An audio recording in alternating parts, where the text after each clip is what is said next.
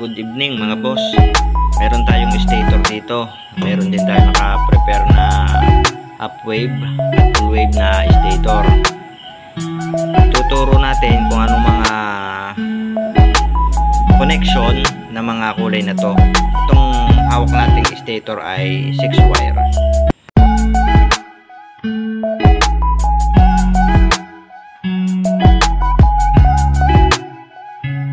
Ano nga ba ang trabaho ng stator sa ating mga motor?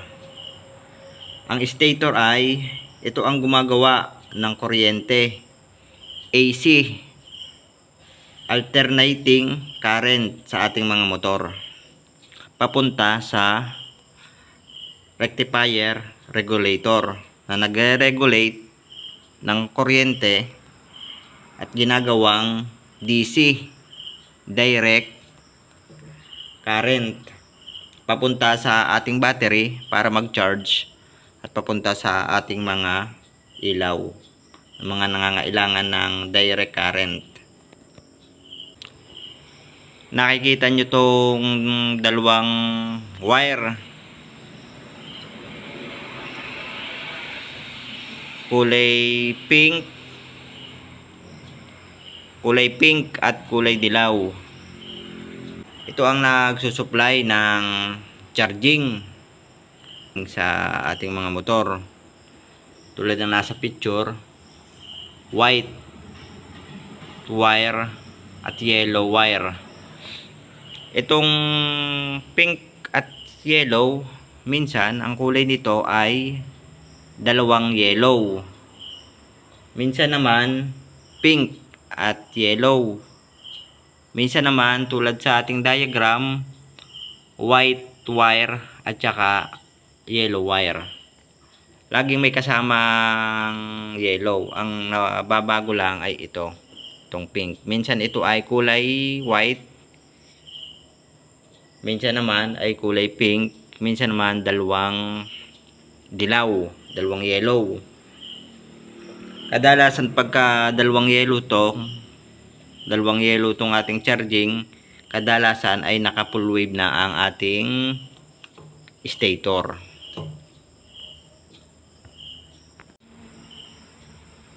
Tapos na tayo dito sa pink at saka yellow. Ang isusunod naman natin ay itong kulay blue. Kulay blue na may guhit na puti. At saka itong kulay green na may guhit na puti. Ang wire na to ay galing sa pickup coil. Dito sa pickup coil, o minsan tinatawag na trigger or pulser. Dito tumatama ang magneto, yung usbong ng magneto.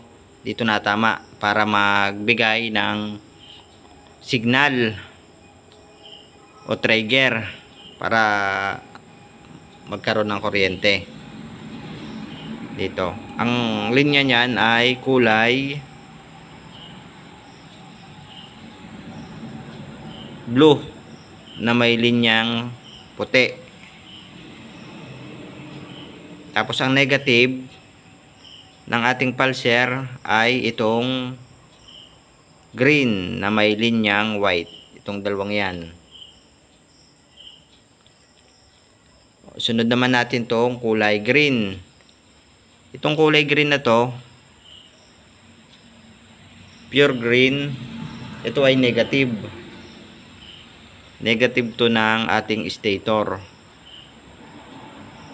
Nakakonect tong negative ng stator natin dito sa body. Sa body lang yan, dito lang sa body nakakonect yan. Sa body nitong ating face na to.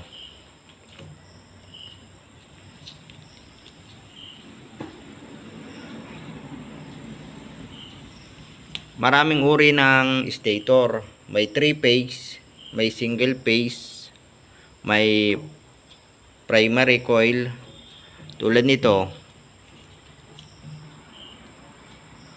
Itong may balot na to, malaking coil na to, itong tawag dito primary coil. Primary coil. Ang wire naman yan ay itong kulay black. Black na may guhit na red. Kita sa camera. Black na may kulay na red. Black na may guhit na red. 6 wire tong ating stator. Itong black na may guhit na red, ito ay primary coil. Itong pink at saka dilaw, charging light coil. Blue na may guhit na puti at green na may guhit na puti, pick up coil. Pulser, negative tong may guhit na puti. At itong solid na green ay negative ng stator.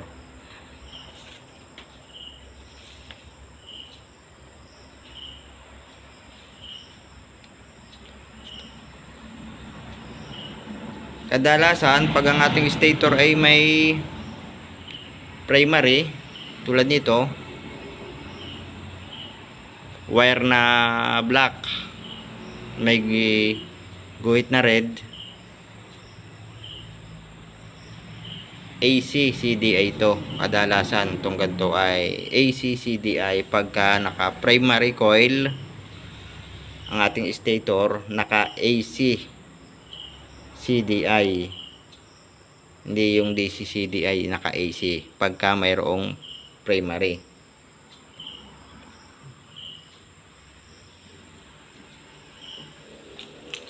Sana may natutunan kayo about dito sa mga wiring na to. Meron naman minsan na 4 wire lang, wala nito, walang primary, wala din itong negative ng pulser. Minsan yan lang 4 wire laang. Ang makikita nyo ay dilaw, dalawang dilaw, o isang dilaw, isang pink, at saka isang blue na may guhit na white, tsaka isang green. Kadalasan 4 lang, minsan 5, minsan 6. Dito naman tayo sa diagram. Itong nasa diagram, ito ay half wave na stator. Ang ginamit nating kulay dito isang white wire, isang yellow wire. Ang diagram ng stator half wave, dire-diretso lang dito hanggang dito sa gitna. Diyan lang ang daloy ng kuryente niyan. Diyan lang, hanggang diyan lang ang charging niyan, kalahati. Tapos balik na ulit. Hindi yan naabot dito. Ito ay negative. Negative. Ganito ang diagram ng stator ng mga stock, mga hindi full wave.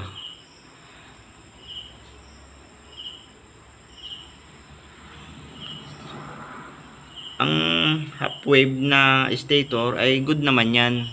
Good naman yan. Kung ang motor mo ay stock ang mga ilaw, hindi ka nagpalit ng ilaw, hindi malakas ang ilaw mo, hindi malakas ang yung MDL, wala kang MDL, wala kang malakas na busina, okay na to. Hindi ka na malulubatan.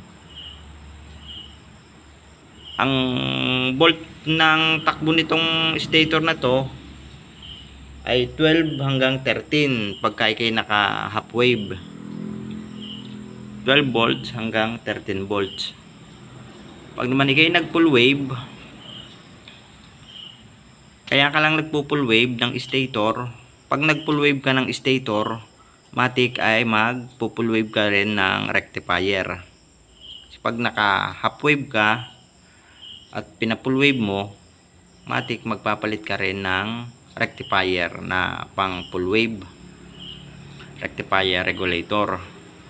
Ito namang sa full wave, kahit magdagdag ka ng accessories, malakas ang ilaw mo, mga LED, hindi ka basta malulubatan. Kaya nagpo-full wave ang iba, gawa ng maraming karga ang kanilang motor, maraming ilaw, malalakas, 60 watts pa yung iba, para sila ay hindi malubatan. Ang pag-full wave lang po ay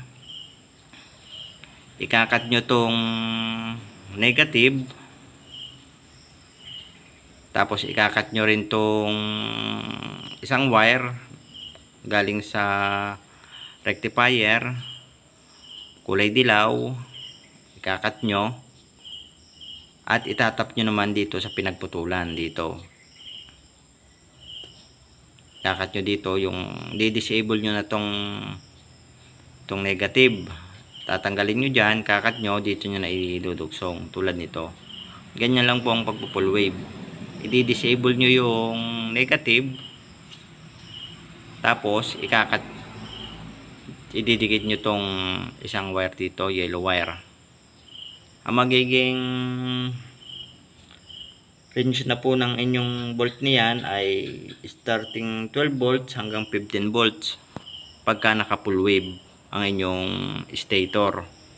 Umaabot po yan ng maximum na 15 pagka natakbo, 15 volts. Okay lang po yung 15 volts.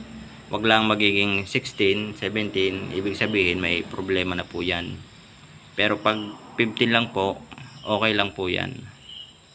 Sana po may natutunan kayo at huwag niyo pong kalimutang mag-subscribe. Maraming salamat po.